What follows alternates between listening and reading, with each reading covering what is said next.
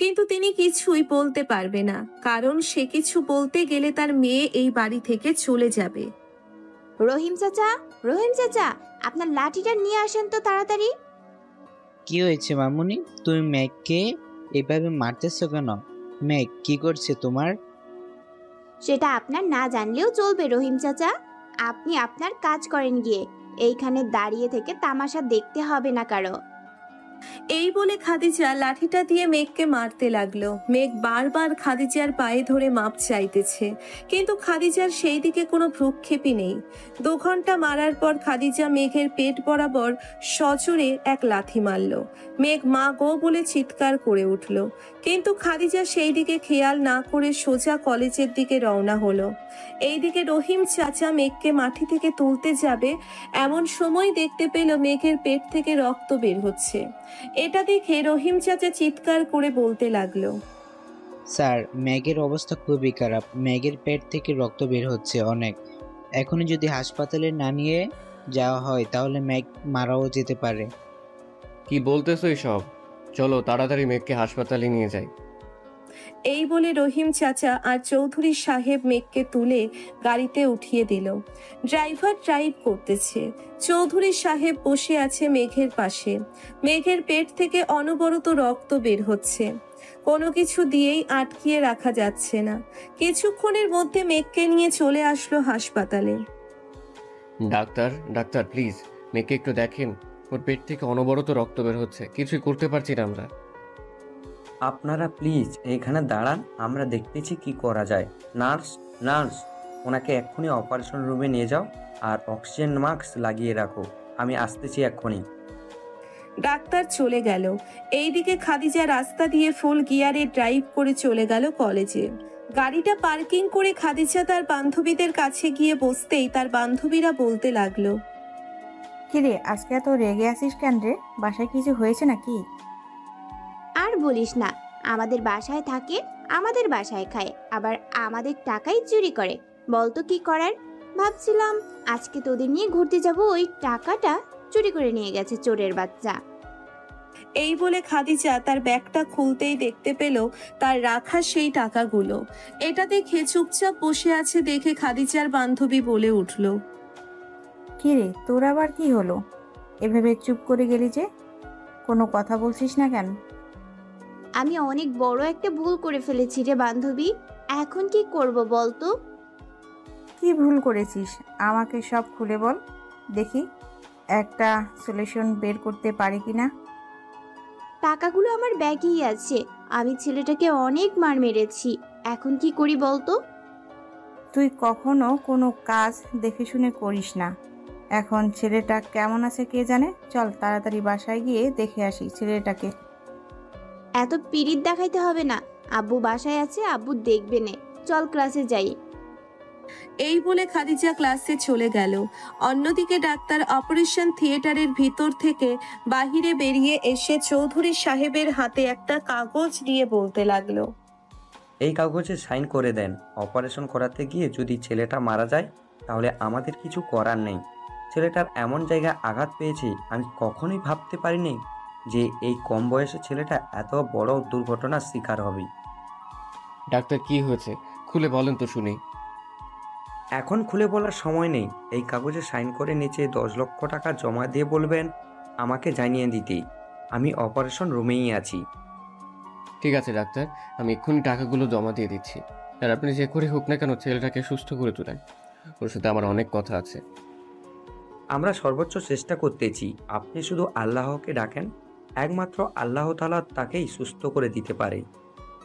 এই বলে doctor operation থিয়েটারের ভিতরে চলে যায়। চৌধুরী সাহেব তার টাকাগুলো দিয়ে অপারেশন থিয়েটারের সামনে দাঁড়িয়ে আছে।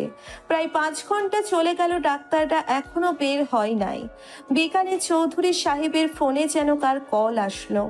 পকেট থেকে ফোনটা বের করে দেখে তার মেয়ে ফোন দিয়েছে। কলটা কেটে ফোনটা আবার পকেটে রেখে দিল। কিছুক্ষণ পর আবার ফোনটা বেজে উঠল চৌধুরী সাহেবের। কলটা রিসিভ করে বলতে লাগলো, কি চাস তুই এখন? আর একজনকে মেরে হাসপাতালে ভর্তি করেছিস, এখন কি তুই আমাকেও মারতে চাস নাকি? বাড়ি থেকে বেরিয়ে যা বলতেছি। এই বলে চৌধুরী সাহেব চিৎকার করে কথাগুলো বলতে লাগলো ফোনে খাদিজাকে। চিৎকার করে কথা বলার কারণে চৌধুরী সাহেবের বুকে ব্যথা ওঠে। এটা দেখে রহিম চাচা তাড়াতাড়ি ডাক্তারকে বলে চৌধুরী সাহেবকে কেবিনে ভর্তি করিয়ে দেয়। কিছুক্ষণ পর খাদিজা আসলো হাসপাতালে। রহিম চাচার পাশে দাঁড়িয়ে বলতে লাগলো, চাচা, আব্বু কোথায়? কি চাও মামুনি তুমি?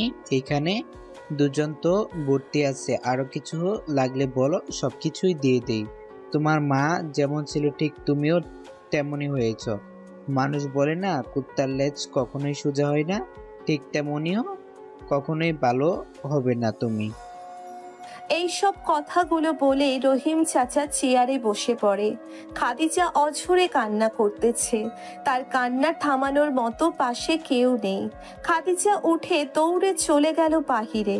গাড়িটা নিয়ে সোজা তার মায়ের বাসায় চলে গেল। কলিং বেল দিতেই খাদিজার মা দরজা খুলে দিল। খাদিজাকে এমন সময় দেখে বলতে লাগলো, কিরে মা, তুই কান্না করছিস কেন? তোর বাবা কি তাকে কিছু বলেছে নাকি? এ আসলে আম্মু, কি হয়েছে আমাকে সব খুলে বল। আসলে আম্মু, আমাদের বাসায় একটা কাজের ছেলে ছিল, তাকে আমি বিনা কারণেই মেরেছি। সে হাসপাতালে ভর্তি আছে, সাথে আব্বুও ভর্তি আছে। আমি হাসপাতালে গিয়েছিলাম, কিন্তু আব্বু আমাকে অনেক কিছু বলেছে।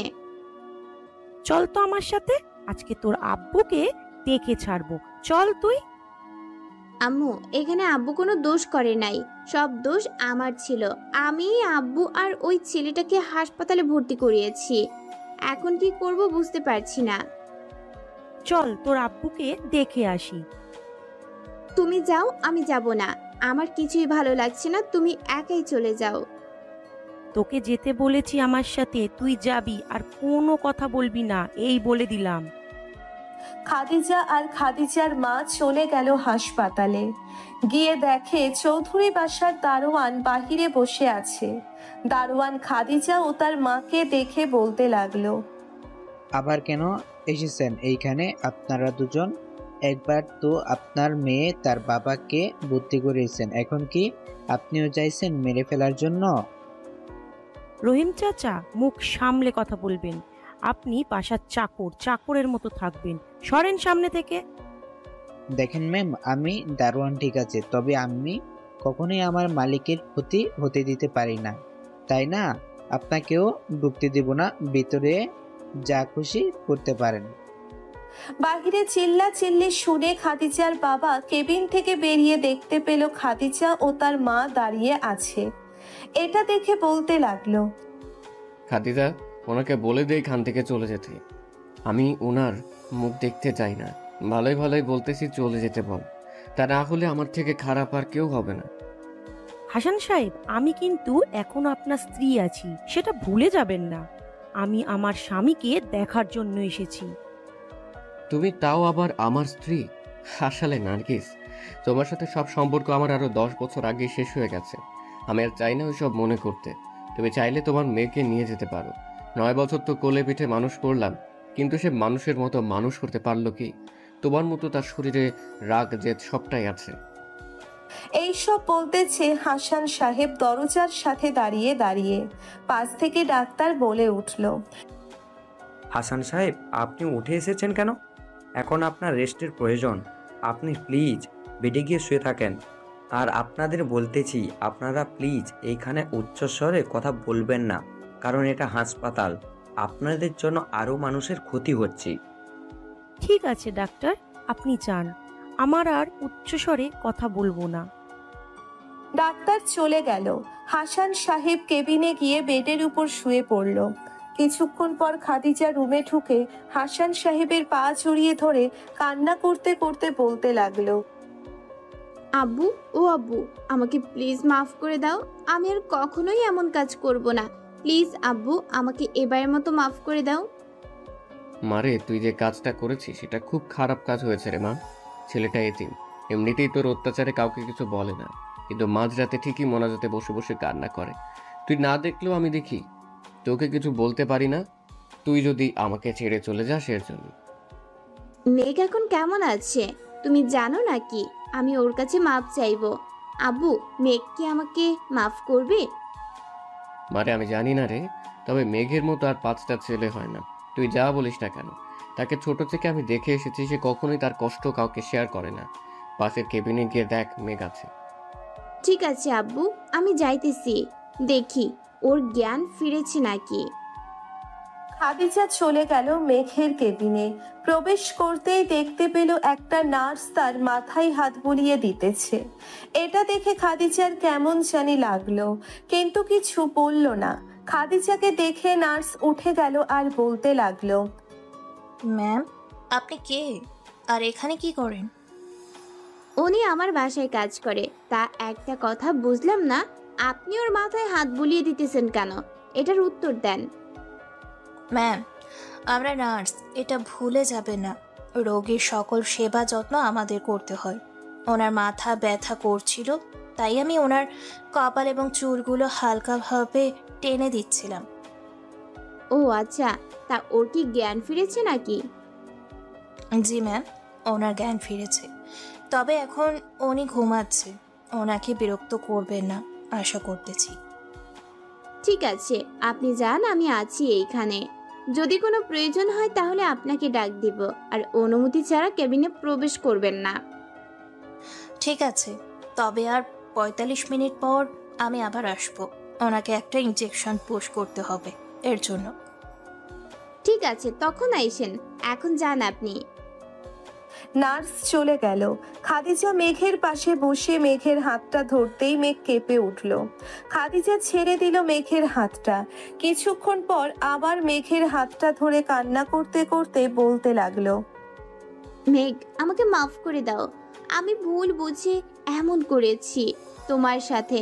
আমি ভাবতে পারি নাই আমার জন্য আজকে তুমি হাসপাতালে ভর্তি থাকবে। প্লিজ মেঘ, আমাকে মাফ করে দাও। এইসব বলতেছে আর কান্না করতেছে। খাদিজার চোখের পানি মেঘের গাল বেয়ে পড়তে লাগলো। মেঘ চোখ খুলতেই দেখে খাদিজা তার হাত ধরে বসে বসে কান্না করতেছে। এটা দেখে মেঘ তাড়াতাড়ি তার হাতটা সরিয়ে নিয়ে বলতে লাগলো, ম্যাম, আপনি এখানে কি করেন? আর আমি হাসপাতালে আসলাম কখন? এই বলে মেঘ উঠতে যাবে, কিন্তু ব্যথায় হকচকিয়ে উঠল মেঘ। এটা দেখে খাদিজা বলতে লাগলো, উঠতে হবে না তোর, শুয়ে থাক তুই। আর কি খাবি বল। আমার জন্য কিছু খাবার আনতে হবে না, আমার পেট ভরা আছে, একটু আগেই খেয়েছি। আপনি খেয়েছেন তো ম্যাম? আমিও খাইছি। মেঘ কোনো কথা বলছে না, চুপচাপ শুয়ে আছে বেডে। খাদিজা আবার মেঘের হাত ধরতে যাবে, মেঘ নিজের হাত সরিয়ে নিল। খাদিজাও আর কিছু বলল না। কিছুক্ষণ পর নার্স আসলো। নার্সকে দেখে খাদিজা বলতে লাগলো, কি ব্যাপার, আপনি আবার এইখানে এসেছেন? আমার রোগীকে আমি দেখতে আসবো, এতে আপনার কিছু হচ্ছে নাকি? না, হয় নাই। আপনার কাজ থাকলে আপনি কাজ শেষ করে চলে যান। আপনি একটু বাহিরে যান, রোগীকে চেক আপ করতে হবে আমার। আমি থাকলে অসুবিধা হয় কি? আপনি থাকলে অসুবিধাই। নার্সের কথা শুনে খাদিজার আগে কটমট করতে করতে চলে গেল বাহিরে। নার্স মেঘকে ইনজেকশন দিয়ে মেঘের কানে কানে কি যেন বলে চলে গেল নার্স। এটা বাহির থেকে খাদিজা খেয়াল করলো। খাদিজা ভিতরে এসে দেখতে পেল মেঘ ঘুমিয়ে আছে। এটা দেখে মেঘকে আর ঘুম থেকে জাগালো না। খাদিজা চলে গেল পাশের রুমে, গিয়ে দেখতে পেল তার মা আর বাবা বসে বসে কথা বলতেছে। আচ্ছা আব্বু, তুমি কি একজন নার্স রেখেছো মেঘের খেয়াল রাখার জন্য? যে মেয়েটা মেঘের খেয়াল রাখছে সে আমার পরিচিত, তাই তাকেই রেখেছি যাতে ভালোভাবে খেয়াল রাখতে পারে তার। কেন, সে কিছু করেছে নাকি তোকে? না, কিছু হয় নাই। আচ্ছা, তোমরা দুজন কথা বলো, আমি বাহিরে আছি। এই বলে খাদিজা চলে গেল নিচে। গিয়ে দেখতে পেল প্রায় 50টা গাড়ি হাসপাতালের পার্কের ভিতরে ঢুকেছে। এটা দেখে খাদিজা থমকে দাঁড়ালো আর মনে মনে ভাবতে লাগলো, ওনারা কারা আর এইখানে এসেছে কেন? ওরা তো আব্বুর পরিচিত কেউ না। এইসব ভাবতেছে খাদিজা দাঁড়িয়ে দাঁড়িয়ে। লোকগুলো সিঁড়ি দিয়ে উপরে উঠতে লাগলো। এটা দেখে খাদিজাও তাদের পিছন পিছন উপরে উঠতে লাগলো। লোকগুলো মেঘের কেবিনের সামনে দাঁড়িয়ে গেল। এটা দেখে খাদিজা কিছুটা অবাক হয়ে তাকিয়ে আছে তাদের দিকে। কিন্তু কিছুই বলছে না। মেঘের কেবিনের সামনে যেতেই দেখতে পেল একটা কোট পরা লোক আর নার্সটা কি নিয়ে যেন কথা বলতেছে। এটা দেখে খাদিজা ভিতরে যেতে যাবে, কিন্তু বডিগার্ডটা আটকিয়ে বলতে লাগলো, ম্যাম, আমাদের স্যার বের হওয়া অবধি আপনি ভিতরে ঢুকতে পারবেন না। এইখানে বসেন কিছুক্ষণ। কিন্তু ভিতরে পেশেন্ট আমার পরিচিত, তার খেয়াল রাখতে হবে, তার জন্য আমাকে তো ভিতরে যেতেই হবে। ম্যাম, আপনাকে যখন একবার বলেছি ভিতরে যেতে পারবেন না, যেতে পারবেন না, এত কথা বলেন কেন? খাদিজা বডিগার্ডের ধমক খেয়ে বসে আছে আর ভাবতেছে ভিতরে কি কথা হচ্ছে নার্সের সাথে। ওকে দিয়ে দেখতে যাবে, কিন্তু দেখতে পারছে না। ভিতরে পর্দা দিয়ে জানালাগুলো ঢাকা ছিল। খাদিজা কিছু উপায় না পেয়ে বলতে লাগলো, না ম্যাম, আমরা কিছু জানি না, তবে আমাদের বস হচ্ছে মাফিয়া লিডার রাফিয়ান ভাই। আমরা সবাই ওনাকে ভাই বলেই ডাকি। ঠিক আছে। আর কিছু জানতে যাবে এমন সময় লোকটা বাহিরে বের হলো, মুখে মাস্ক, স্যুট পরা। খাদিজা ভিতরে গিয়ে দেখতে পেল নার্সটা বসে বসে ফোন টিপতেছে। নার্সকে দেখে জিজ্ঞেস করতে লাগলো, উনি এসেছিল কেন এই ক্যাবিনে? উনিটা আবার কে? আর কেবিনে তো কেউ আসে নাই, আমি তো ছিলাম এখানে। আসলে তো আমি দেখতে পারতাম। কিন্তু আমি বাহির থেকে স্পষ্ট দেখতেছি যে উনি ভিতরে ঢুকে আপনার সাথেই কি যেন কথা বলেছেন। সত্যি করে বলেন, কি বলেছেন? আপনার বিশ্বাস না হলে ওই যে সিসি ক্যামেরা আছে, কন্ট্রোল রুমে গিয়ে দেখতে পারে লোকে এসেছে নাকি আসে নাই। ঠিক আছে, আমি যাইতেছি।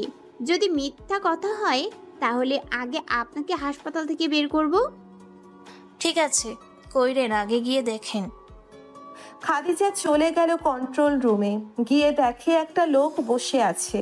তাকে উদ্দেশ্য করে বলতে লাগলো, এক্সকিউজ মি মিস্টার ভাইয়া।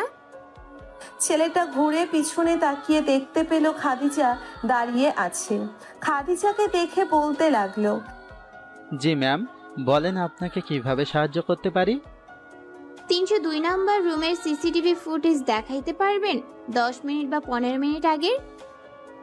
জি ম্যাম, অবশ্যই দেখাতে পারবো। এই দেখেন। খাদিজা দেখতে লাগলো, কিন্তু কিছুই দেখতে পাচ্ছে না। শুধু দেখা যাচ্ছে নার্সটা চেয়ারে বসে ফোন টিপছিল। খাদিজা আর কিছু না বলে বাহিরে চলে গেল। এইভাবেই কেটে গেল আরো 15টা দিন। আজকে মেঘকে রিলিজ করে দিবে। খাদিজা মেঘের পাশে বসে আছে এমন সময় ডাক্তার আর নার্স আসলো। ডাক্তার মেঘকে চেক আপ করে বলতে লাগলো, ওনার যদি আবার এমন হয় তখন ওনাকে আর বাঁচানো যাবে না। এইবার আল্লাহর রহমতে বেঁচে গেছি। পরের বার যদি এমন কিছু হয় তাহলে আমাদের আর কিছু করার নেই। এই নাও মেঘ, তোমার রিলিজের কাগজ, আর এই ওষুধগুলো ঠিক মতো খাবে। খাও, মিস দিও না। ঠিক আছে ডাক্তার। আপনি একটু কেবিনের বাইরে যান তো মেঘ, এর সাথে কিছু কথা আছে। আমার সামনে বলেন। আমার সামনে বলতে কি কোনো সমস্যা আছে নাকি? হবে, এটা সিগারেট, এর জন্যই আপনার সামনে বলছি না। তাহলে উনিও তো একটা মেয়ে, ওনার সামনে এইসব কি করে বলবেন? উনি একজন নার্স, উনি এইসব জানেই, তার জন্য উনি থাকলেও সমস্যা নেই। আপনি একটু প্লিজ বাইরে যান। ঠিক আছে। খাদিজা বাহিরে চলে গেল। এইদিকে ডাক্তার মেঘের শরীরে হাত দিয়ে বলতে লাগলো, মেঘ, আজ পর্যন্ত কেউ তোমার শরীরে হাত তুলতে পারে নাই, আর তুমি কি না এই মেয়ের বাসায় চাকরের মতো থেকেছো? এটা কি করে হয়? দুলা ভাই, আমি যেটার জন্য এমন করছি আশা করি আগে থেকেই জানেন আপনি, আর বলতে হবে না। আমার কাজ শেষ হয়ে গেলে আমি নিজেই চলে যাব ওখান থেকে। আপু, তুমিও আমার জন্য চিন্তা করো না, আমার কাজ শেষ হবে, আমি আবার চলে যাব। ঠিক আছে, তবে আবার যদি এমন হয় তাহলে তো বুঝতেই পারছো কি হতে পারে। এইখানে বেশি চাপ যাতে না পড়ে সেই দিকে খেয়াল রাখবে। সেটা চিন্তা করবেন না, আমি একদম ঠিক আছি। আর মামুনি কেমন আছে? সে আসেনি? না, তোমার মামুনিকে জানানো হয় নাই। সে জানলে জানোই তো তোমার জন্য কান্না করে, তাই তাকে বলি নাই কিছু। ভালো করছেন না বলে। দেখতে দেখতে 10টি দিন চলে গেল। মেঘকে নিয়ে সবাই বাসায় চলে গেল। রাতে খাওয়া দাওয়া করে সবাই শুয়ে আছে। রাত 3টে এমন সময় মেঘের পানি পিপাসা পেল। বোতলের দিকে তাকিয়ে দেখে পানি নেই। সিঁড়ি বেয়ে নিয়ে নামতেই দেখতে পেল কে যেন ফ্রিজ থেকে কি বের করতেছে। এটা দেখে মেঘ চুপি চুপি রান্নাঘরে গিয়ে তাকে জড়িয়ে ধরে বলতে লাগলো, আঙ্কেল, চোর ধরেছি, চোর তাড়াতাড়ি আসেন। এই আমি চোর না, আমি খাদিজা। আর তোর সাহস কি করে হলো আমার শরীরে হাত দেওয়ার? এই বলেই মেঘের গালে ঠাস ঠাস করে 2টা চড় মারল। মেঘের চোর চোর বলার শব্দে সবাই নিচে এসে দেখতে পেল যে খাদিজা মেঘকে চড় মেরে বলতেছে, তোরা ফাঁক পেলেই মেয়েদের শরীরে হাত তুলিস, এটাই তোদের বড় অপরাধ। তোরা বাড়ির চাকর, তোদের লাই দিতে দিতে মাথায় তুলে ফেলেছে আব্বু। এই বলে খাদিজা আবারও সজোরে মেঘের পেটে দিল এক লাথি। মেঘ কিছুটা দূরে গিয়ে ছিটকে পড়ল। নিচের দিকে তাকাতেই দেখতে পেল যে তার পেট থেকে রক্ত বের হচ্ছে আবার। এটা দেখে চৌধুরী সাহেব দৌড়ে এসে মেঘকে বলতে লাগলো, মেঘ কি হয়েছে আবার? না, কিছু হয়নি, আপনি গিয়ে ঘুমিয়ে থাকেন। তোমার পেট থেকে তো আবার ব্লিডিং হচ্ছে, চলো এক্ষুনি তোমাকে ডাক্তারের কাছে নিয়ে যেতে হবে। না, ডাক্তারের কাছে যেতে হবে না, আমি আমার রুমে গিয়ে ট্রিটমেন্ট করে নেব। এই বলে মেঘ উঠতে যাবে, দেখতে পেল যে তার রক্তে পুরো ফ্লোর ভেসে যাচ্ছে।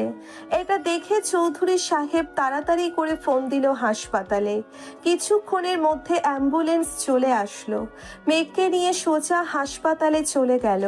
অন্যদিকে খাদিজা তার রুমে বসে ভাবতে লাগলো, আমি রাগের মাথায় কি মেঘের পেটের ওইখানে আবার লাথি মেরে দিয়েছি? এইসব ভাবতে ভাবতে নিচে এসে দেখে কেউ নেই। ভাবছে সবাই হয়তো ঘুমিয়ে গেছে, কিন্তু ফ্লোরের দিকে তাকাতেই দেখতে পেল রক্তে ভেসে গেছে ফ্লোর। এটা দেখে খাদিজার কিছুটা খটকা লাগলো। তাড়াতাড়ি করে তার রুমে গিয়ে ফোনটা নিয়ে তার বাবার ফোনে ফোন দিল। রিং হচ্ছে কিন্তু রিসিভ করছে না। কয়েকবার ট্রাই করার পর ফোনটা রিসিভ করতেই খাদিজা বলতে লাগলো, আব্বু, তোমরা কোথায় আছো এখন? আমরা এখন হাসপাতালে আছি, আর তুই কখনোই আমার সামনে আসবি না, তোকে আমি আর দেখতে চাই না। কিন্তু আব্বু। খাদিজা আর কিছু বলতে পারল না। চৌধুরী সাহেব ফোনটা কেটে দিল। হাসপাতালে বসে আছে চৌধুরী সাহেব, আর তার পাশে বসে আছে একজন ভদ্রলোক। চৌধুরী সাহেব তাকে উদ্দেশ্য করে বলতে লাগলো, রাশেদ রে, তোর ছেলেকে আমি ঠিক মতো রাখতে পারলাম না রে, আমাকে মাফ করে দিস রে। এখানে তো তোর কোনো অপরাধ নেই, তুই আমার পা ধরতেছিস কেন? ওঠ, আল্লাহ যা করে ভালোর জন্যই করে। কিন্তু ডাক্তার তো বলেছে রে যে এইবারই শেষবার, যদি তোর ছেলের কিছু হয়ে যায় আমি নিজেকে মাফ করতে পারবো না রে। তুই কোনো চিন্তা করিস না, এটা আমার ছেলে, ওর শরীরে আমার রক্তই বয়ে গেছে, আমি জানি আমার ছেলে বেঁচে উঠবে। দেখ কি হয়। 2 জন বসে বসে কথা বলতেছে। এমন সময় অপারেশন থিয়েটারের ভিতর থেকে ডাক্তার বের হলো আর বলতে লাগলো, আব্বু, মেঘকে আমরা আর বাঁচাতে পারলাম না, মেঘ মারা গেছে। কি বলতেছে এইসব? ভেবেচিন্তে বলতেছে তো? আমার ছেলে কখনোই মারা যেতে পারে না, যতক্ষণ পর্যন্ত আমার ছেলে এই দেশ থেকে সকল অপরাধ না উঠিয়ে ছাড়ছে। কিন্তু আব্বু, মেঘ মারা গেছে, আপনি চাইলে আপনার মেয়েকে জিজ্ঞাসা করতে পারেন। হুমায়ুন, মেঘ এখনো বেঁচে আছে, তাড়াতাড়ি আসো। হুমায়ুন তার স্ত্রীর কথা শুনে তাড়াতাড়ি ভিতরে চলে গেল। অপারেশনে আবার শুরু করলো। প্রায় 7 ঘন্টা অপারেশন করার পর সবাই অপারেশন থিয়েটারের ভিতর থেকে বের হলো মেঘকে নিয়ে। মেঘের মুখে মাস্ক পরা ছিল। এটা দেখে চৌধুরী সাহেব বলতে লাগলো, আজকে আমার মেয়ের জন্য মেঘের এই অবস্থা, আমি কি করে মাপ চাইবো মেঘের কাছে বল রাশেদ? মাপ চাইতে হবে না, তুই শুধু দোয়া কর যাতে আমার ছেলে আবার আমার কোলে ফিরে আসে। দোয়া করি মেঘ যাতে আবার আমাদের মাঝে ফিরে আসে। দেখতে দেখতে 3 দিন পার হয়ে গেল, কিন্তু মেঘের জ্ঞান ফিরল না। এটা দেখে খাদিজার বাবা ডাক্তারকে বলতে লাগলো, আশা করতেছি আর 2-3 ঘন্টার মধ্যে মেঘের জ্ঞান ফিরবে। হুমায়ুন আর খাদিজার বাবা কথা বলতেছে এমন সময় মেঘ আস্তে আস্তে চোখ খোলে। হুমায়ুনকে ডাক দিয়ে বলতে লাগলো, দুলা ভাই। না তো, আমাদের মেঘ চোখ খুলেছে। এখন কেমন লাগতেছে মেঘ তোমার? এই তো ভালো দুলা ভাই, আপনারা সবাই কেমন আছেন? আমরা সবাই ভালো আছি। তোমার মামুনি তো তোমার জন্য কান্না করেছে খুব। আমি ফোন দিয়ে বলতেছি তাকে নিয়ে আসার জন্য। ঠিক আছে, বলেন তাহলে। আঙ্কেল, আপনি কেমন আছেন? আমি মেঘ, ভালো আছি। তোমার কাছে কি করে যে মাপ চাইবো বুঝে উঠতে পারছি না। আমার মেয়ের জন্য তুমি দুইবার হাসপাতালে ভর্তি হয়েছো, তার জন্য আমার মেয়ের হয়ে আমি মাপ চেয়ে নিচ্ছি। আর মাপ চাইতে হবে না। আপনাদের কারোর উপরই আমার রাগ নেই। আপনারা আমাকে ছোট থেকে লালন পালন করেছেন, এই জন্য অসংখ্য ধন্যবাদ জানাই আপনাদের। মেঘ আর চৌধুরী সাহেব কথা বলতেছে এমন সময় কেবিনে ছোট একটা মেয়ে ঢুকে বলতে লাগলো, চাচু। আরে মামুনি, তুমি চলে এসেছো? চাচু, তোমার কি হয়েছে? এখানে শুয়ে আছো কেন? চলো বাসায় যাবে। না আম্মু, তোমার চাচু অসুস্থ, এখন যেতে পারবে না। আরো কয়েকদিন পর যাবে তোমার চাচু। ঠিক আছে আম্মু, তবে আমি আজ থেকে চাচুর সাথেই থাকবো, আমি বাসায় যাব না। ঠিক আছে, যখন থাকবে তখন দেখা যাবে। এখন তোমার দাদুর সাথে বাসায় যাও, আমি আসতেছি একটু পর। ঠিক আছে আম্মু। মামুনি চলে গেল। মেঘ তার বোনকে ডেকে বলতে লাগলো, আপু, আমার ফোনটা কোথায়? আর আমার মানিব্যাগ কি এখানেই আছে নাকি বাসায় আছে? এটা তো জানি না, একটু অপেক্ষা করো, আমি জিজ্ঞেস করে আসতেছি রিসেপশনে। ঠিক আছে, যাও তাহলে। মেঘের বোন চলে গেল নিচে। কিছুক্ষণ পর এসে বলতে লাগলো, এনে তোর মানি ব্যাগ আর ফোন। আচ্ছা আপু, তুমি আব্বু আর আঙ্কেলকে বলে দাও তারা বাসায় চলে যেতে। আমি আমার বাসায় চলে যাব, এখানে আর থাকবো না। দেখ ভাই, পাগলামো করিস না। তোর সেলাই এখনো ভালো হয় নাই, কিন্তু বেশি নড়াচড়া করলে আবার সমস্যা হতে পারে। কয়েকটা দিন এইখানে থাক, এরপর না হয় যাস যেখানে ইচ্ছে সেখানে। না আপু, আমি আজকেই চলে যাব রাতে। আমার যা যা ওষুধ খাওয়ার দরকার তুমি একটা ব্যাগে ভরে দিয়ে দাও, আমি খেয়ে নিব না। প্লিজ ভাই, তুই তো কখনোই আমার কথা শুনিস না। আজ অন্তত শোন আমার কথাটা, আজকের মতো এইখানে থেকে যা। ঠিক আছে। মেঘ তার মানিব্যাগ থেকে একটা সিম বের করে ফোনে ঢুকাতেই ফোন টিরিং টিরিং করে বেজে উঠল। হাজার হাজার মেসেজ, হাজার হাজার ফোন কল আসতে লাগলো মেঘের ফোনে। কিছুক্ষণের জন্য ফোনটা মনে হয় ঘরটাতে ভূমিকম্প উঠিয়ে দিয়েছিল। প্রায় 10 মিনিট পর মেঘ একটা নাম্বার ডায়াল করে ফোন দিল। একবার রিং হতেই ওই পাশ থেকে রিসিভ হতেই বলতে লাগলো, ভাই, আপনি কোথায় আছেন এখন? আমাদের বলেন, আমরা আসতেছি। গত 5 বছর ধরে না তো আপনার কোনো খোঁজ পাচ্ছি, না তো আপনাকে ফোন দিয়ে পাচ্ছি। এইসব বাদ দে, আগে বল ওই দিকের কি খবর? আমি চলে আসার পর থেকে কি মিশন শুরু করেছিলি আরো নাকি? না ভাই, আপনি যাওয়ার পর গ্যাং থেকে সবাইকে চলে যেতে বলেছি, কারণ তাদেরও তো সংসার আছে, তাদের পরিবারের পেটেও তো খাবার জোটাতে হবে। ভালো করেছিস। আজকে সবাইকে ফোন দিয়ে বলে দে কালকের মধ্যে যেন সবাই আবার ডেরায় চলে আসে। আমি আবার ফিরে আসছি। সত্যি ভাই, আপনি ফিরে আসবেন আবার? আমি আবার ফিরে আসব।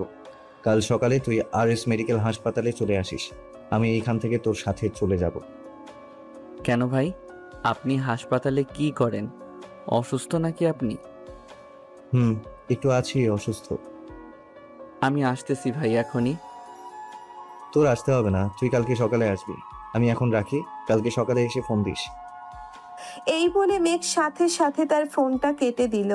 দরজার দিকে তাকিয়ে দেখতে পেল খাদিজা দাঁড়িয়ে আছে।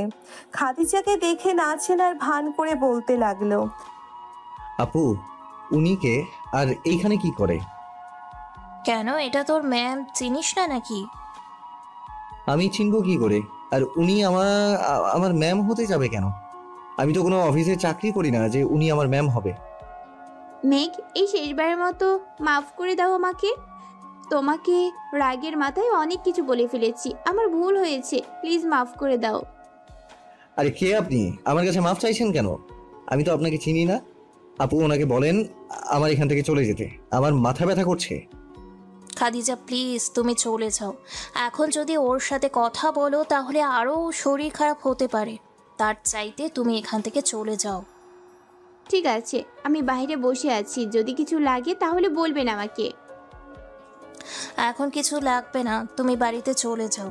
যদি দরকার পড়ে তাহলে আমরা এখানে আছি, আমরাই এনে নিতে পারবো।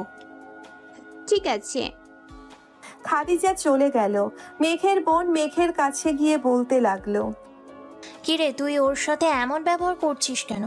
আমি বুঝতে পারলাম না। মেয়েটা তোর কাছে মাপ চাইতে এসেছে, তুই না চেনার ভান করে চলে যেতে বললি। আপু, এখন আর ওর মুখ দেখতে চাই না। আর কালকে সকালে আমি এখান থেকে চলে যাব। আমার কথা যাতে কেউ না জানে আমি কোথায় গিয়েছি, কি করি। ঠিক আছে, বলবো না। দেখতে দেখতে রাত হয়ে আসলো। রাতে খাওয়া দাওয়া করে মেঘ তার ঔষধগুলো খেয়ে বেডে শুয়ে আছে। এমন সময় মেঘের ফোনটা বেজে উঠল। তাকিয়ে দেখে অচেনা নাম্বার। রিসিভ করতেই ওই পাশ থেকে বলতে লাগলো, কি রে, তুই নাকি আবার মাফিয়া জগতে ফিরে আসবি? এটা কি সত্যি নাকি? আমি ফিরে আসবো এটা বলেছে কে শুনি?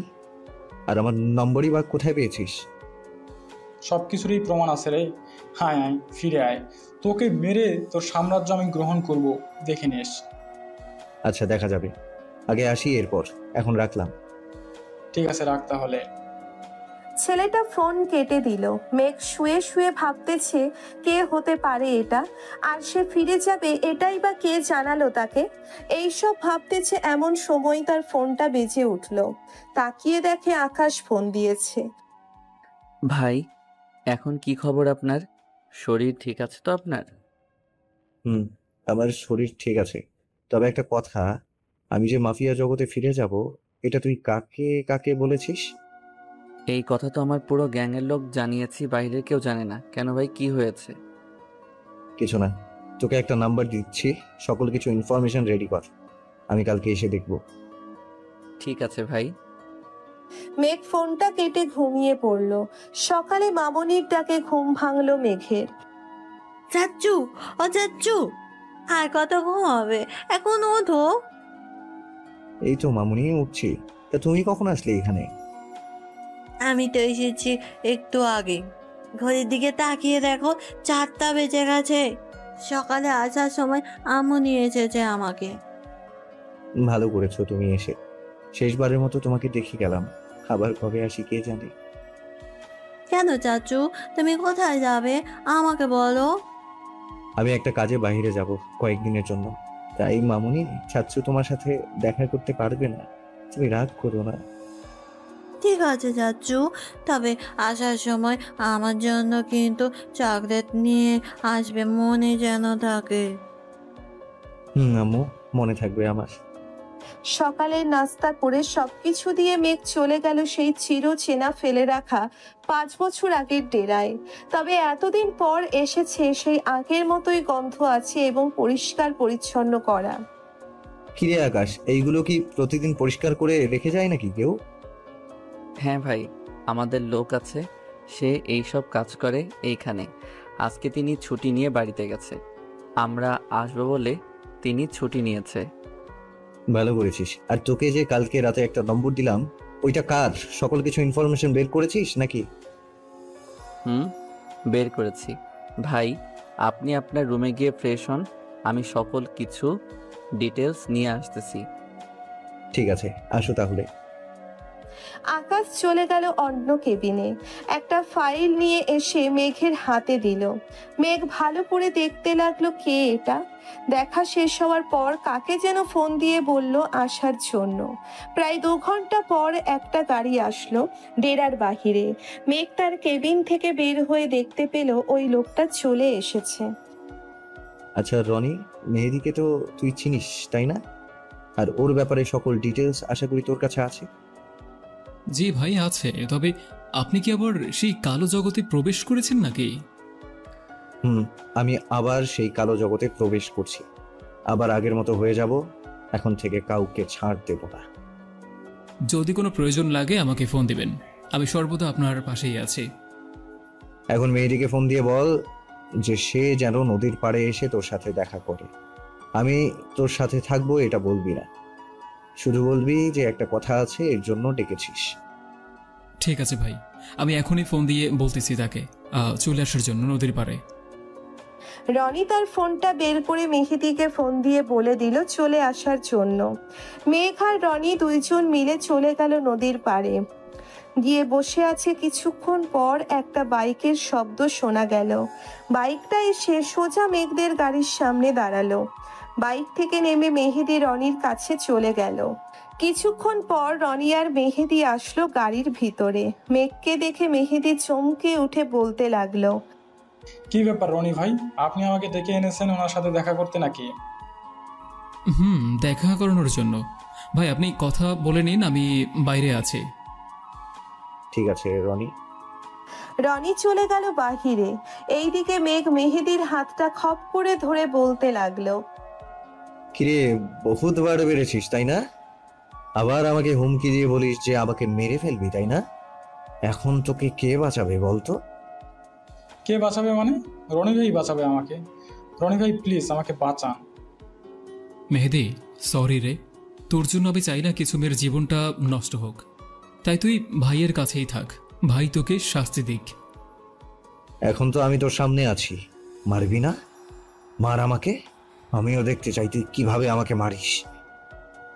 এই বলে মেঘ তার কোমর থেকে পিস্তলটা বের করে মেহেদির মাথায় পিস্তল ঠেকিয়ে বলতে লাগলো, এই পিস্তলে 2টা বুলেট আছে, তোর যদি ভাগ্য থাকে তাহলে বেঁচে যাবি, আর মরণ লেখা থাকলে তো হয়েছি।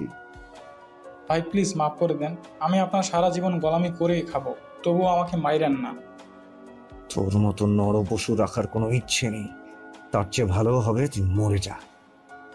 এই বলে মেঘ ঠাস করে গুলি চালিয়ে দিল।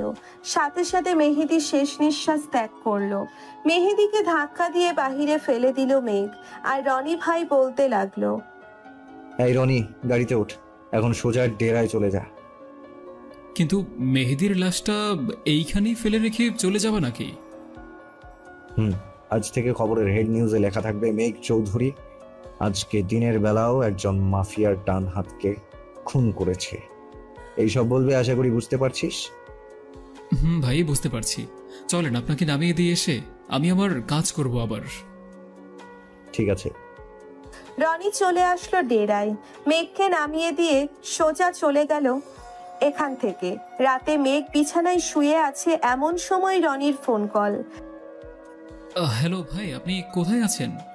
এখন আপনার উপর বিপদ আছে, সাবধানে থাকবেন আপনি। কেন রনি, কি হয়েছে? কেউ কি আমার ক্ষতি করতে চেয়েছে নাকি? ভাই, শামীমের লোকেরা আসতেছে আপনাকে খুন করার জন্য। আমি আসবো নাকি আপনার ওইখানে?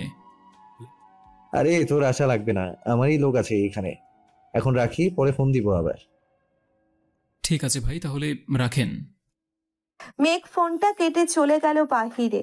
আকাশকে ডাক দিয়ে বলতে লাগলো, এই আকাশ, কোথায় আছিস রে তুই? একটু তাড়াতাড়ি বাইরে বের হ, কথা আছে তোর সাথে। ভাই বলেন কি হয়েছে? আর আপনাকে না বললাম রেস্ট নিতে, এখন আবার উঠে আসলেন কেন? আমাকে ডাকলেই হতো। আমাদের মারার জন্য লোক আসছে, তুই রেডি থাকিস। আর আমাদের বাকি লোকদের বলে দে যে এমন ভাবে গুলি করতে যাতে তারা না মারা যায়। আপনি গিয়ে কেবিনে শুয়ে থাকেন, এই দিকটা আমরা দেখে নিতেছি। ঠিক আছে, ওরা আসলে আমাকে ডাক দিস, ওদের সাথে অনেক দিনের বোঝাপড়া বাকি রয়েছে। এই বলে মেঘ তার রুমে চলে গেল।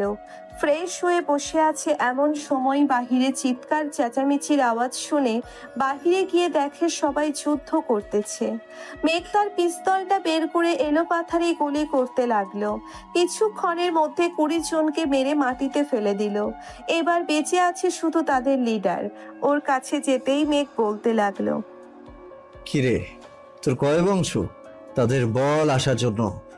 অসুস্থ শরীর নিয়েও তোর সাথে কথা বলছি, এটা ভাগ্যের ব্যাপার তোর। এখন মেইন কথায় আসি, তুই বল এই 5 বছরে কয়টা মেয়ের জীবন নষ্ট করেছিস আর কয়টা মেয়েকে ধর্ষণ করেছিস? মেঘ, আমি এই সব কাজ করা বাদ দিয়ে দিয়েছি। আমি অন্য কাজ করব, এই সব কাজ করব না। চান্দু, এইসব বললে তো হবে না। আমি এখন থেকে যা বলবো তাই হবে, চিন্তা করিস না। এই বলে মেঘ ছেলেটার মাথায় গুলি করে দিল আর আকাশকে বলতে লাগলো, শোন আকাশ, তোকে একটা কাজ দিচ্ছি, ওই কাজটা ভালো মতো করবি। আর আমাদের যত গুপ্তচর আছে সবাইকে কাজে লাগিয়ে দে, ওরা যে তারও ইনফরমেশন আমাদের এনে দিতে পারে। ভাই আপনার বলতে হবে না, আমি তাদের কাজে লাগিয়ে দিয়েছি। ওরা আমাকে প্রতিনিয়ত আপডেট জানাইতেছে, কোথায় কি হচ্ছে, কোথায় কি না হচ্ছে। ঠিক আছে, এভাবেই কাজ করতে থাক। আর শুনেছি কিছুদিন আগে ভারতের সীমানা ক্রস করে ইন্ডিয়ান মাফিয়া নাকি এসেছে আমাদের দেশ থেকে মেয়ে নিয়ে যাওয়ার জন্য। এটা কি সত্যি কথা নাকি মিথ্যা? ভাই, এটা মাঝ পথে পুলিশদের কাছে ধরা পড়ে যায়। পুলিশদের আমরা খবর দিয়েছিলাম। ও আচ্ছা, ভালো একটা কাজ করেছিস। আজকে তো রাত হয়ে গেছে অনেক, এখন গিয়ে ঘুমিয়ে পড়। সকালে থানায় যাব ভারতের মাফিয়া কিংকে দেখতে। ভাই, ওর কাছে গিয়ে কি হবে আমাদের? ওর কাছে গিয়ে আমাদের কোনো কাজ নেই। আমাদের কাজ হচ্ছে চট্টগ্রাম শহরে যাওয়া, কারণ ওইখানে একজন মানবতার ফেরিওয়ালা মিল্টন সামাদ, সে নাকি রাস্তা অন্যান্য থেকে মানুষ নিয়ে তাদের কিডনি এবং জিনিস বিক্রি করে দেয়। পরে ওদের মৃত্যু হয়ে গেলে নতুন বাহানা খুঁজে ওদেরকে কবর দিয়ে দেয়। এটা কি সত্যি বলছিস নাকি মিথ্যা বলছিস? আগে সবকিছুর প্রমাণ বের কর, এরপর ওর ব্যবস্থা নিচ্ছি আমি। ঠিক আছে ভাই, এখন ঘুমান গিয়ে, অনেক রাত হয়েছে। মেঘ চলে গেল তার কেবিনে। এদিকে আকাশ সকল খোঁজখবর নিতে লাগলো মিল্টন সামাদের ব্যাপারে। খোঁজখবর নেওয়া শেষ হতেই আকাশ তার রুমে গিয়ে ঘুমিয়ে পড়ল। সকালে মেঘ ঘুম থেকে উঠে বাইরে বেরিয়ে দেখে তার বন্ধু সৈকতের লাশ ঝুলতেছে। এটা দেখে মেঘ তাড়াতাড়ি করে সৈকতের লাশটা মাটিতে নামালো। আকাশের ঘুম ভেঙে গেল মেঘের ডাকে। হে আকাশ, তোরা কোথায় আছিস রে? তাড়াতাড়ি বের হ। সৈকতকে কে যেন মেরে এখানে রেখে গেছে। সৈকতকে তাড়াতাড়ি হাসপাতালে নিয়ে যেতে হবে, না হলে তাকে বাঁচানো যাবে না। ভাই, আপনি এখানে একটু অপেক্ষা করেন, আমি গাড়িটা বের করে আনতেছি। সৈকতের অবস্থা খুবই খারাপ। এই বলে আকাশ গাড়িটা নিয়ে মেঘের কাছে চলে আসলো। সৈকত আর মেঘ পিছনে বসে আছে। সৈকতের মুখে অক্সিজেন মাস্ক লাগানো। 10 মিনিটের মধ্যে চলে আসলো হাসপাতালে। মেঘ চিৎকার করে ডাক্তারকে ডাকতে লাগলো। ডাক্তার, ডাক্তার আপনি কোথায়? তাড়াতাড়ি এদিকে আসেন। মেঘের চিৎকারের শব্দে সকল ডাক্তার আর নার্স বাইরে চলে আসলো। ডাক্তার, আমার বন্ধুকে আপনারা বাঁচান। আপনি কোনো চিন্তা করবেন না, আপনি এখানে বসেন, আমরা দেখছি কি করা যায়। এই বলে ডাক্তার আর নার্স সৈকতকে নিয়ে অপারেশন থিয়েটারের ভিতরে ঢুকে গেল। প্রায় 2 ঘন্টা পর ডাক্তার বের হয়ে আসলো। মেঘ ডাক্তারের কাছে গিয়ে বলতে লাগলো, ডাক্তার, সৈকতের কি অবস্থা এখন? সে কি বেঁচে আছে নাকি মরে গেছে? সৈকত এখন বেঁচে আছে, উনি এখন আউট অফ ডেঞ্জার। একটু পর তাকে কেবিনে শিফট করা হবে, তখন আপনারা চাইলে দেখা করতে পারেন। ধন্যবাদ আপনাকে ডাক্তার, আমাদের বন্ধুকে বাঁচিয়ে এনে দেওয়ার জন্য। ধন্যবাদ দেওয়ার কোনো প্রয়োজন নেই, কারণ আমাদের পেশাটা এরকম রোগীদের সেবা যত্ন করে। ডাক্তার চলে গেল। মেঘ চলে গেল সৈকতের যে রুমে রাখা হয়েছে ওই রুমে। মেঘ যেতেই নার্স বলতে লাগলো, দেখেন, ওনাকে বিরক্ত করবেন না, এখন উনি এখন ঘুমাচ্ছে, ওনাকে ঘুমাতে দেন, না হলে পরে ওনার বিপদটা আরো বেড়ে যাবে। ঠিক আছে নার্স, তবে আমি কি এখানে বসে থাকতে পারি? হ্যাঁ, বসে থাকেন, তাতে সমস্যা নেই। রোগীর যখন জ্ঞান ফিরবে তখন আপনারা কথা বলতে পারবেন, এর আগে কোনো কথা বলবেন না। ঠিক আছে নার্স। নার্স চলে গেল। মেঘ চুপচাপ বসে আছে আর ভাবতেছে কে মারতে পারে এমন ভাবে। এসব ভাবতেছে তখন আকাশ কেবিনে প্রবেশ করলো। মেঘকে দেখে বলতে লাগলো, ভাই, আপনি বাসায় চলে যান, এখানে থাকলে আপনার কষ্ট করতে হবে। আর সৈকতকে যারা মেরেছে তাদের সকলকে আমি খুঁজে বের করব। আজকের মধ্যে এই কথা দিলাম আপনাকে। ঠিক আছে, তুমি যখন এতবার বলছো তাহলে তোমার উপর ভরসায় রইলাম। এখন আমিও খাওয়া দাওয়া করে একটু গল্প করব। মেঘ খাওয়া দাওয়া করে তার ঔষধগুলো খেয়ে নিল। খাওয়া শেষ হতেই আকাশ প্রবেশ করলো কেবিনের ভিতর। ভাই, খবর পেয়ে গেছো সৈকতকে কারা মেরেছে? শুধু একবার বল, কারা মেরেছে? ভাই, ওই পাটোয়ারির লোক। সে কালো জাদু করতে পারে, এজন্য ওনার কাছে যে ওই যায় না কেন, উনি বশ করে নিজের আওতায় করে ফেলতে পারে। এখন তাই কথা হচ্ছে ওনার চোখের দিকে তাকানো যাবে না, চোখের দিকে তাকালে আমরা তার আওতায় চলে যাব। ও আচ্ছা, সে এখন কোথায় আছে? আমি তার সাথে দেখা করতে চাই, তুই একটু ব্যবস্থা কর। আর আমার জন্য কালো একটা সানগ্লাস নিয়ে আসবি, মনে থাকে যেন। জি ভাই, মনে থাকবে। রনি এসেছে আপনার সাথে কথা বলার জন্য। রনি ভাই, ভিতরে আসেন। কেমন আছো ভাই? শরীর ঠিকঠাক আছে তো আপনার? হ্যাঁ, আমার শরীর ঠিকঠাক আছে, তবে তোকে এমন দেখাচ্ছে কেন?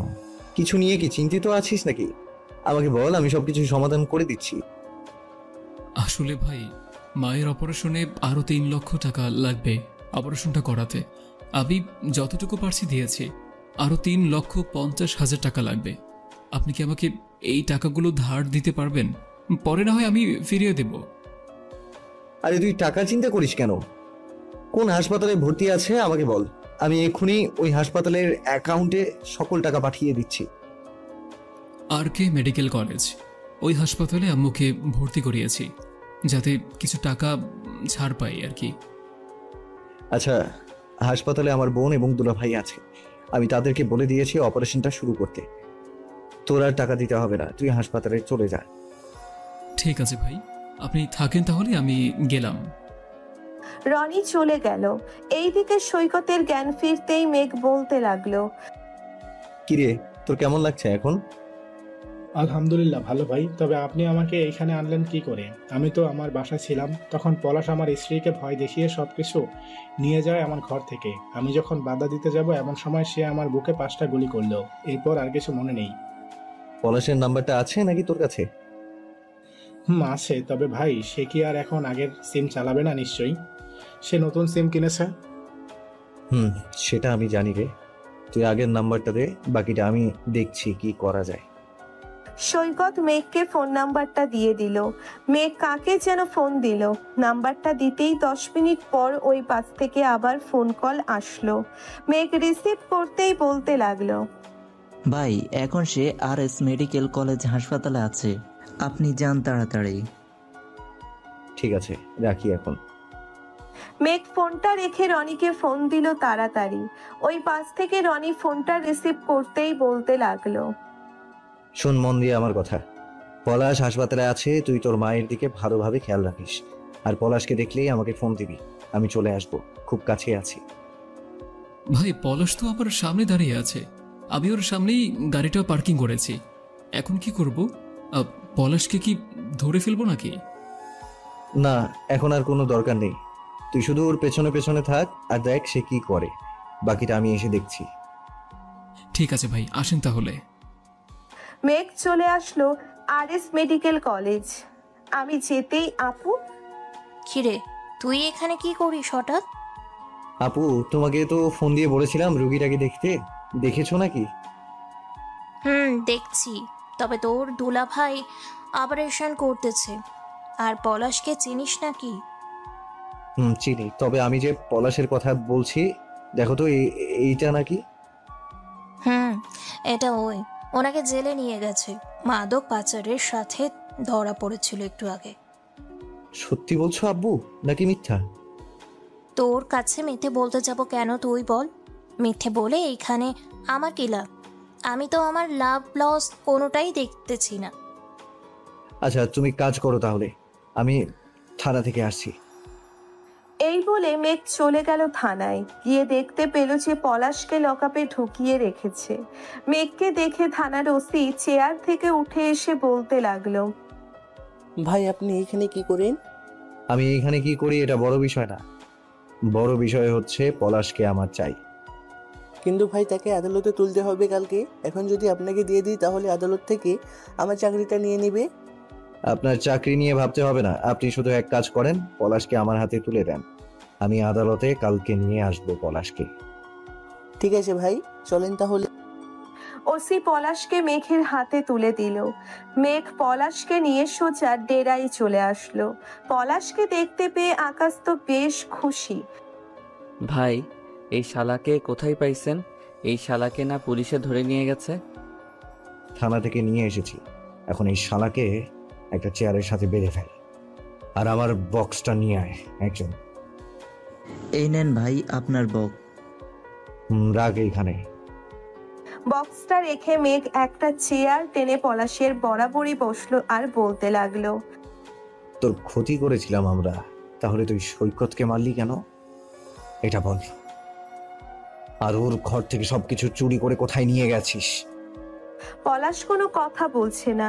এটা দেখে মেঘ বক্স থেকে কাটারটা বের করে পলাশের এক পায়ের আঙ্গুল সব কেটে ফেলে দিল, আর ওইখানে গুঁড়া মরিচ আর লবণ দিয়ে দিল।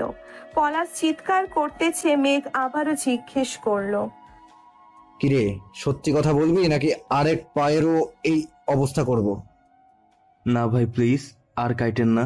এমনিতে এক পায়ে যন্ত্রণায় ভালো লাগছে না, আরেকটা কেটে ফেললে তো ভাই মরে যাব। তাহলে ভালোই ভালো উত্তরটা দিয়ে দে দেখি। আমি রাসেলের কথায় এই কাজটা করতে বাধ্য হয়েছি। রাসেল আমার মেয়েকে তুলে নিয়ে গেছে, এখন সে যা বলবে আমার তাই করতে হবে, না হলে রাসেল আমার মেয়েকে মেরে ফেলবে। তোর মেয়েকে নিয়ে চিন্তা করিস না, তুই আদালতের ফাঁসির আসামি, এটা তুই ভালো করেই জানিস। এখন তুই বল, তোর জন্য কি উপকার করতে পারি? এক সময় তো তুই আমার গ্যাংয়ের হয়ে কাজ করতি। ভাই আপনি প্লিজ আমার মেয়েকে বাঁচান, আমি মরে গেলেও সমস্যা নাই, আমার স্ত্রী এবং মেয়ে সুখে থাকবে। তুই মরে গেলে যে তোর মেয়ে এতিম হয়ে যাবে, আর তোর বউ বাচ্চা খাবার কোথায় থেকে পাবে সেটা চিন্তা করেছিস? আপনার গ্যাংয়ের হয়ে যখন কাজ করতাম তখন কিছু টাকা দিয়ে একটা কাপড়ের দোকান দিয়েছিলাম, এখন ওই বড় হয়েছে অনেক, ওইখান থেকেই যা টাকা আসে আমার বউ বাচ্চা খেয়ে থাকবে। এই কথা, তাহলে ঠিক আছে, তুই চিন্তা করিস না, তোর মেয়ে কালকে তোর বাসায় পৌঁছে যাবে। চল তোকে থানায় দিয়ে আসি। ও, আরেকটা কথা মনে পড়ে গেছে। জি ভাই বলেন, কি কথা? তুই তো রেড গ্যাংয়ের হয়ে কাজ করতি, এখন কি হয়েছে ওই গ্যাংয়ের? রেড গ্যাং এখন বাইরের দেশে মেয়ে পাচার করে, ঢাকা মতিঝিল থাকে সে এখন, আর তাকে চাইলেও ধরা যায় না, আমরা যাওয়ার সাথে সাথেই সে কোথায় যেন চলে যায়। ও এই ব্যাপার, আচ্ছা দেখি সে কতটুকু যেতে পারে। এই বলে মেঘ পলাশকে নিয়ে থানায় দিয়ে আসলো। রাতে খাওয়া দাওয়া করে মিশনের জন্য রেডি হয়ে চলে গেল মতিঝিল রেড গ্যাংয়ের বাড়িতে। চুপি চুপি তার বাসায় ঢুকে গেল।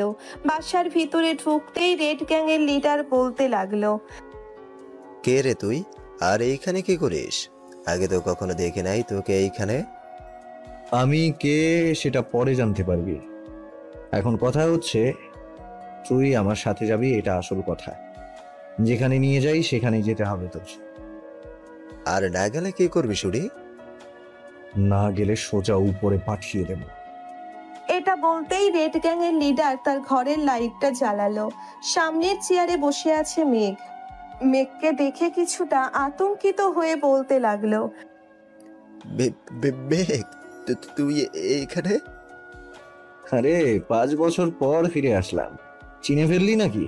যাক, চিনে ফেলেছিস, ভালোই হয়েছে। এখন সোজা কথায় আসা যাক। পলাশের মেয়েকে বল ছেড়ে দিতে, না হলে এইটা দেখেছিস, এক্ষুনি গুলি করে তোর বুক ছাঁচড়া করে ফেলবো। ঠিক আছে বলতেছি, তবে আমাকে মারিস না প্লিজ, আমি তোর সব কথা শুনবো, তুই যা বলবি তা অক্ষরে অক্ষরে পালন করব। ঠিক আছে, দেখি কতটা পালন করতে পারিস। এখন তোর লোকের ফোন দিয়ে বলে দে যে পলাশের মেয়েকে পলাশের বাড়িতে দিয়ে আসতে। মেঘের কথা শুনে রেড গ্যাং তাই করলো। তার লোকদের ফোন দিয়ে বলে দিল যে পলাশের মেয়েকে তার বাসায় দিয়ে আসতে। ভাই বলে দিয়েছি, কিছুক্ষণ অপেক্ষা করেন, তারা দিয়ে আসবে। তারা দিয়ে আসুক, বাকি কথাগুলো সেরে ফেলি না হয়। তোর অ্যাকাউন্টে যত টাকা আছে আমার অ্যাকাউন্টে পাঠিয়ে দে। ভাই আবার অ্যাকাউন্টে টাকা আসবে কোথায় থেকে? আমার অ্যাকাউন্ট তো ফাঁকা। তুই কি ভেবেছিস আমি গ্যাং ছেড়ে দিলেও কিছুই খবর জানবো না?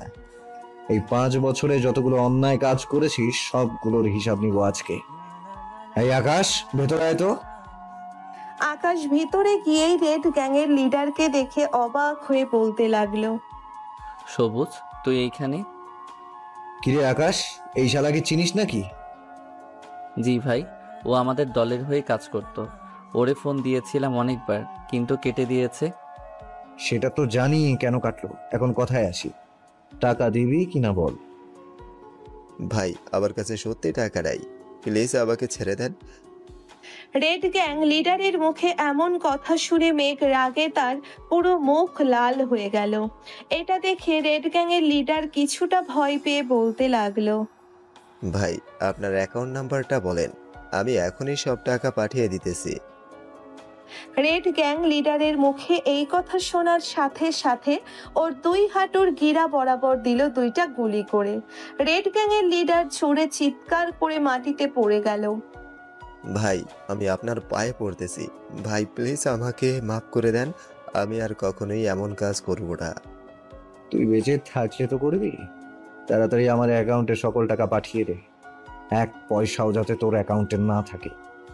এটা দেখবি আকাশ তুই। ঠিক আছে ভাই।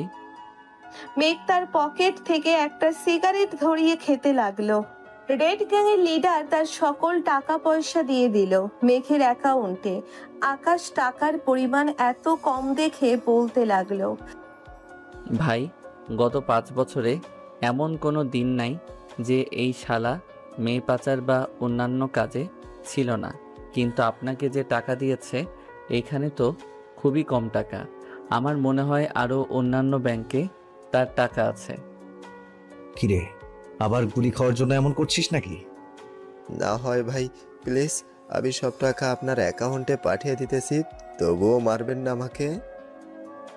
সবাই এই মেঘ নামটা এক ডাকে চেনে, আর তুই কিনা আমার লোক হয়েও চিনতে পারলি না আজ পর্যন্ত আমাকে। আগে হয়তো সবাইকে মাফ করেছি, কিন্তু এখন কি আর মাফ করা যায় তোকে? এখন আর মাফ করব না। তাড়াতাড়ি কর, আমার হাতে সময় নেই। রেডের পর যে সকল ব্যাংকে টাকা ছিল সব টাকাই মেঘের অ্যাকাউন্টে ট্রান্সফার করে দিল। মেঘ টাকাগুলো পেয়ে রেড গ্যাংয়ের লিডারের মাথায় পিস্তল ঠেকিয়ে বলতে লাগলো, আল্লাহ, জীবনে অনেক পাপ করেছি, এখন এই পাপ থেকে মুক্তি পাওয়ার ইচ্ছে হয়েছে। সমাজে কিছু লোক আছে, তাদের শেষ করে ভালো হয়ে যাব। আল্লাহ, আপনি সহায় হন। এই বলে মেঘ গুলি করে দিল। যাক, ভালোই হলো। এখন মেঘ তার গাড়িতে বসে আছে, ওইদিকে আকাশ তার ঘরে কি যেন খোঁজাখুঁজি করে বাহিরে এসে মেঘকে বলতে লাগলো, ভাই, এই শালাকে মেরে তো কোনো লাভ হলো না। ওর গুপ্ত ঘরে প্রায় 700+ মেয়ে হবে রাখা আছে। আরও কোন কোন জায়গায় রাখা আছে সব কিছু জানার দরকার ছিল, এরপর মারার দরকার। এইসব চিন্তা করিস না, এই সব কিছু বের হয়ে যাবে। আগে তুই এক কাজ কর, তোকে একটা চাবি দিচ্ছি, এই চাবিটা নিয়ে লালবাগ কেল্লার উল্টো পাশে গিয়ে দেখবি একটা ঘর আছে।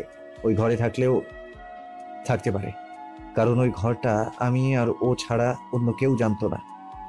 ও আচ্ছা, ঠিক আছে, আপনি ডেরায় যান, আমি না হয় দেখে আসি গিয়ে ওইখানটা। যা।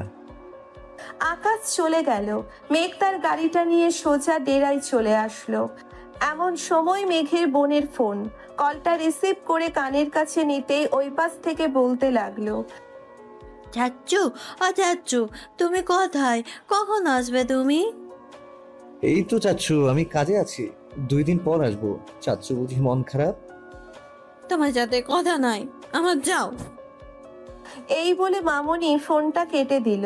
মেঘ আবার ফোন দিতেই এবার তার বোন ধরে বলতে লাগলো, কি রে, তুই কোথায় আছিস রে? তাড়াতাড়ি বাসায় আয়, এইদিকে একটা সমস্যা হয়ে গেছে। কালকে সকালেই বাসায় আসবি তুই। ওইখানে আবার কি সমস্যা হয়েছে? ওইখানে তো কোনো সমস্যা হবার কথা না। তাহলে সমস্যা হবে কেন? আচ্ছা, আমি কাল সকালে তোমাদের বাসায় আসছি। নাই, এখন রাখি তাহলে, অনেক রাত হয়েছে। রাখো। ফোনটা কেটে মেঘ তার রুমে এসে সবকিছু পাল্টে ঘুমিয়ে পড়ল। সকালে আকাশের ডাকে ঘুম ভাঙল মেঘের।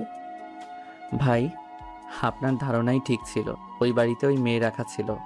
আমাদের লোকদের কাজে লাগিয়ে দিয়েছি, তারা সবাই সব মেয়েদেরকে তাদের বাসায় পৌঁছে দিতে গেছে। ভালো কাজ করেছিস, খাওয়া দাওয়া করে নে তোরা, আমি একটু বাসা থেকে ঘুরে আসছি। ঠিক আছে, যান তাহলে। আর বুলেট প্রুফ গাড়িটা নিয়ে যাবেন, যাতে কেউ আপনার ক্ষতি না করতে পারে। ওইসব নিয়ে তোর চিন্তা করতে হবে না, আমার জানাই আছে কি করতে হবে কি না করতে হবে।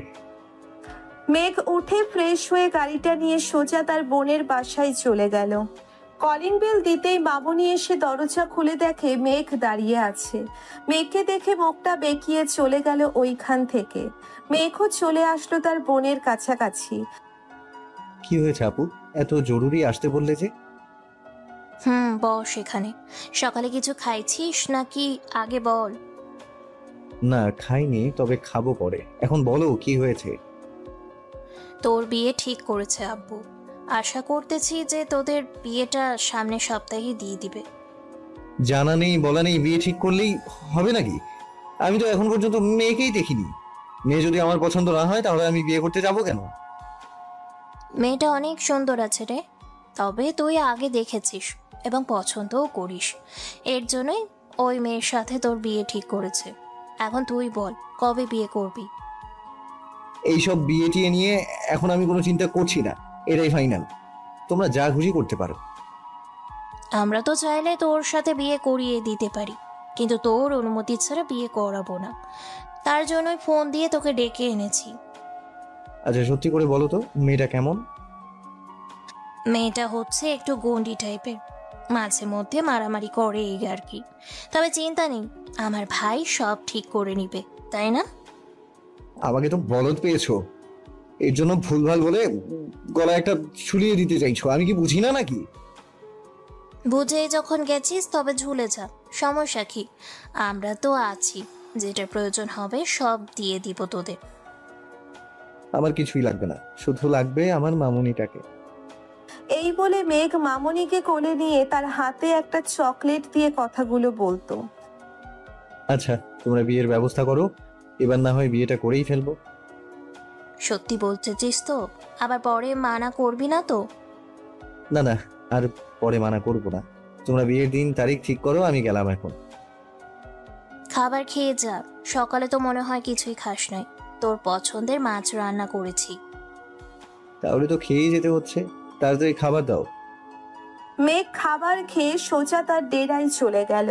গিয়ে দেখে আকাশ বসে বসে কি যেন ভাবতেছে। কি রে আকাশ, তোর মন খারাপ নাকি?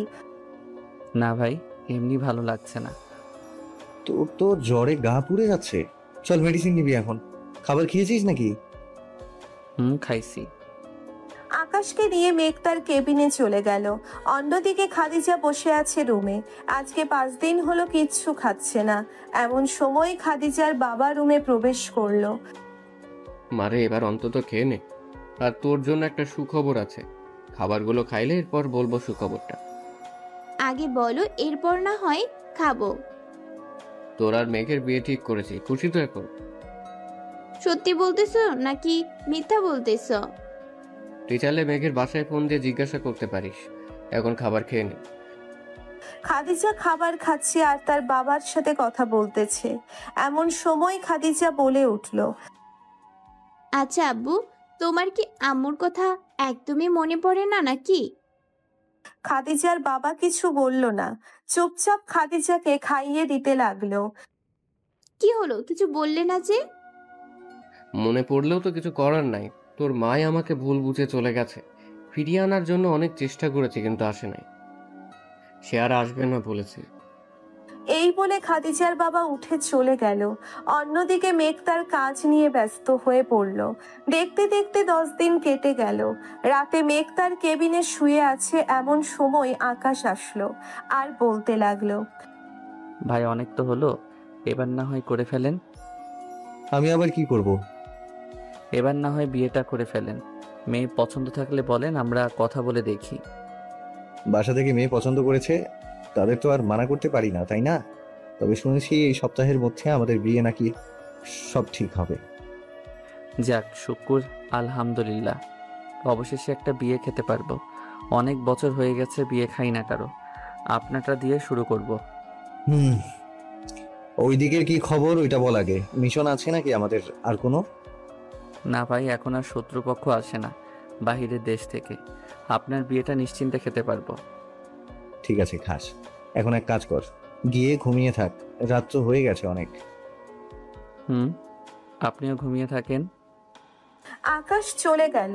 মেঘও তার বিয়ের কথা চিন্তা করতে করতে ঘুমিয়ে গেল। সকালে মেঘের ঘুম ভাঙলো ফোন কলে।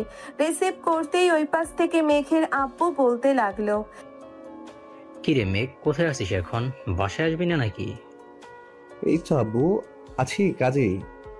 আর এখন বাসায় গিয়ে কি করব? কোনো কাজ কাম নেই ওইখানে। তোর বিয়ে ঠিক করেছে এটা জানিস না নাকি? জানি, আপু বলেছে আমাকে। এখন বলো কবে আসতে হবে আমাকে? আজকেই আসতে হবে তোর তোর বিয়ের আজকেই দিব, কোন অনুষ্ঠান ছাড়াই। এটা কি করে হয়? আমার এত এত লোক, তারা আমার বিয়েতে মজা করবে ভেবে রেখেছে, আর তুমি বলছো অনুষ্ঠান ছাড়াই বিয়ে হবে? এটা হয় না আব্বু। হবে না কেন? তোর কি ইচ্ছে সেটা বল আগে। আমি চাই অনুষ্ঠান করে বিয়ে হোক। আচ্ছা ঠিক আছে, অনুষ্ঠান করে বিয়ে হবে, তবে এটা আজকে রাতেই হবে। কিন্তু এটা কিভাবে সম্ভব? আজকে রাতে এত আয়োজন কিভাবে করা হবে? কমিউনিটি সেন্টারে সবকিছু আয়োজন করা আছে, শুধু কাজই আসবে আর বিয়ে করিয়ে দিবে তোদের। কিন্তু আব্বু, এখন যদি আমি বিয়ে না করি তাহলে কেমন হবে? বিয়ে করবি না মানে? এইসব কি বলতেছিস? কি আর বলবো, আমি বিয়ে করব না আজকে, আমি আরো 2 বছর পর বিয়ে করব। আম্মু গো, তোমার জামাই নাকি আরেকটা বিয়ে করবে বলছে। এইদিকে আসো, দেখো তোমার জামাই কি বলে। এই বলে রাশেদ চৌধুরী মেঘকে দিল এক দৌড়ানি। মেঘ গিয়ে তার রুমে দরজা লাগিয়ে দিল।